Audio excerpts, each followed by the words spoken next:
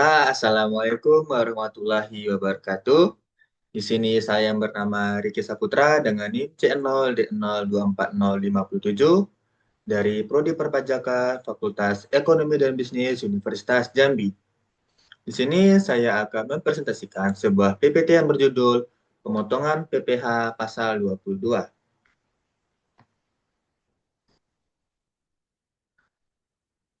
Apa itu PPh Pasal 22?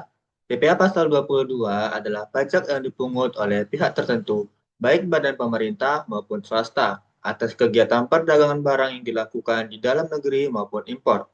Pihak yang ditunjuk sebagai pemungut seperti Bendahara Pemerintah, BUMN, atau Direktoral Jenderal BA dan Cukai. Wajib memungut pajak ini saat terjadi transaksi pembelian, penjualan, atau impor barang. PPh Pasal 22 berfungsi sebagai mekanisme pemungutan pajak di muka, di mana sebagian kewajiban pajak maaf, di mana peng, maaf, di mana sebagian kewajiban pajak penghasilan wajib pajak dipungut terlebih dahulu saat transaksi berlangsung. Dengan cara ini, pemerintah dapat memastikan penerimaan pajak lebih cepat serta meningkatkan kepatuhan dan transparansi dalam kegiatan perdagangan. Dasar hukumnya yang pertama ada Undang-Undang Nomor 7 Tahun 2021 tentang Harmonisasi Peraturan Perpajakan. Yang kedua, Undang-Undang Nomor 36 Tahun 2008 tentang Pajak Penghasilan. Yang ketiga, PMK Nomor 34 PMK 010 Tahun 2012 tentang pemungutan, penyetoran, dan pelaporan PPh Pasal 22. Yang keempat, Per 8 PJ tahun 2009 tentang cara pemungutan dan penyetoran PPh pasal 22. Dan yang kelima, peraturan lain yang ditetapkan oleh Dirjen Pajak terkait pembaruan tarif. Untuk pihak yang wajib memungutnya, yang pertama ada bendahara pemerintah pusat daerah atas pembayaran, yang kedua BUMN, BUMD atas pembelian barang dengan dana pemerintah, yang ketiga Bank Devisa dan Direktorat Bea dan Cukai atas impor barang, yang keempat badan tertentu yang ditunjuk oleh DJP, misalnya Pertamina, PLN, dan produsen rokok.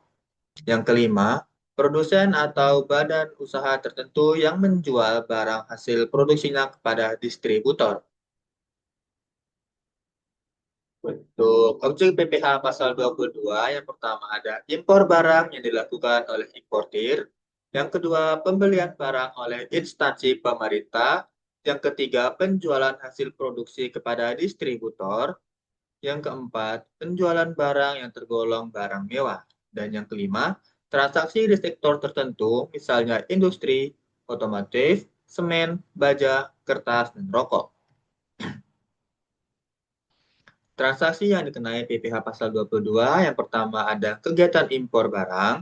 Atas impor barang yang dilakukan oleh importir, pemegang angka pengenal importir atau API, dikenakan tarif 2,5% dari nilai importir. Sedangkan impor barang oleh importir tanpa API dikenakan tarif 7,5% dari nilai impor. Yang kedua, penjualan hasil produksi oleh produsen tertentu.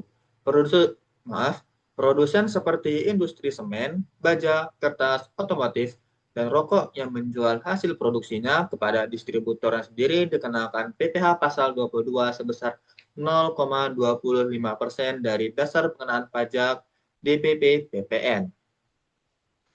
Yang ketiga, pembelian barang oleh pemerintah. Bendahara pemerintah, baik pusat maupun daerah, yang melakukan pembelian barang wajib memungut PPh pasal 22 sebesar 1,5% dari harga pembelian, tidak termasuk PPN itu ya. Dan yang keempat, penjualan barang yang tergolong mewah. Penjualan barang mewah seperti mobil mewah, perhiasan, atau kapal pesiar dapat dikenakan tarif PPh pasal 22 sebesar antara 5% sampai dengan 10% dari harga jualnya. Yang kelima, ekspor barang tertentu untuk beberapa untuk beberapa komoditas sumber daya alam tertentu, ekspor barang dapat dikenai PPh pasal 22 dengan tarif antara 0,5% sampai 1,5% dari nilai ekspor.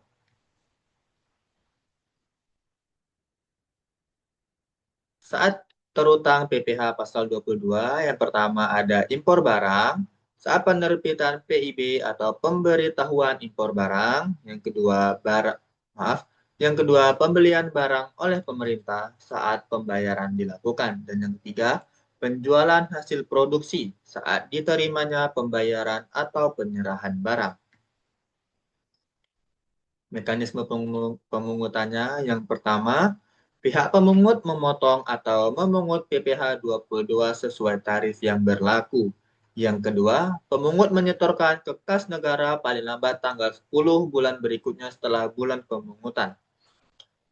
Yang ketiga, pemungut melaporkan ke KPP melalui SPT masa PPh pasal 22 paling lambat tanggal 20 pada bulan berikutnya. Dan yang keempat, bukti pemungutan diberikan kepada pihak yang dipungut, pemberi atau importir. Pengecualian PPh pasal 22 yang pertama, impor sementara barang akan diekspor kembali. Yang kedua, impor barang untuk keperluan penelitian dan pendidikan. Yang ketiga, impor barang yang dibebaskan dari BA masuk. Yang keempat, pembelian barang dengan nilai di bawah 2 juta rupiah oleh bendahara pemerintah. Dan yang kelima, penjualan hasil produksi yang sudah dikenai PPh final. Kredit pajak pengkreditan PPh pasal 22 yang telah dipungut dapat dikreditkan pada akhir tahun pajak kecuali PPh 22 bersifat final, misalnya atas penjualan barang mewah, PPh 22 dipungut dari transaksi yang bersifat final. Sanksi atas pelanggarannya yang pertama itu tidak menyetor pajak dikenai bunga 2% per bulan dari jumlah pajak yang terutang. Yang kedua, tidak melaporkan SPT denda Rp100.000 per SPT masa. Yang ketiga, keterlambatan pembayaran, bunga administrasi dan sanksi sesuai ketentuan KUP.